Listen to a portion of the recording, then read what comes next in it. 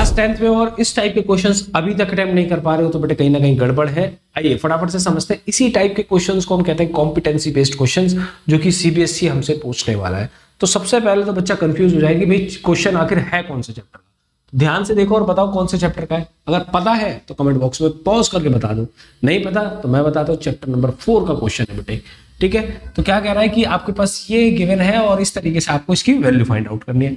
अभी तक यहाँ पे अगर हम इसको ध्यान से ऑब्जर्व करें तो 8 + 2 रूट 8 + 2 रूट 8 + 2 बार बार रिपीट हो रहा है।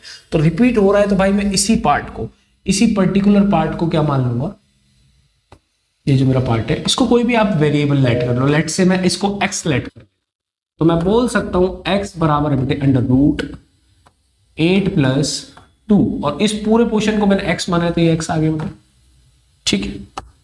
चलो ध्यान से देखो, अब मैं ज्यादा से ज्यादा यहाँ पे किस पार्ट पे क्या कर सकता हूं, स्क्वायरिंग बोथ साइड, तभी मैं इस x की वैल्यू निकाल पाऊंगा। Squaring both side, squaring both side करने पे मिला मुझे x² + 8 + 2x। चलिए इसको तरीके से लिख देते हैं अपनी स्टैंडर्ड फॉर्म के अकॉर्डिंग।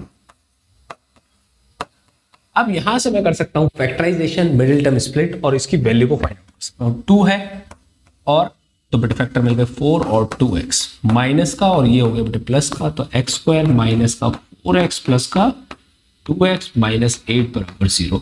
चलिए दो का पेयर बनाएंगे और कॉमन ले लेंगे, तो बेटे x - 4 कॉमन आ गया, +2 कॉमन लेने पे फिर से x - 4 कॉमन आ गया, तो हमें मिलता है फैक्टर में x + 2 और x - 4 दोनों को बेटे 0 के बराबर रखने पे x की एक वैल्यू -2 आ जाती है और दूसरी वैल्यू बेटे x की +4 आ जाती है। तो भाई रूट से कभी भी वैल्यूज नेगेटिव बाहर नहीं निकलती, तो इसलिए इस वैल्यू को रिजेक्ट कर देंगे। हमारा करेक्ट ऑप्शन कौन सा है बेटे, A option is the correct option.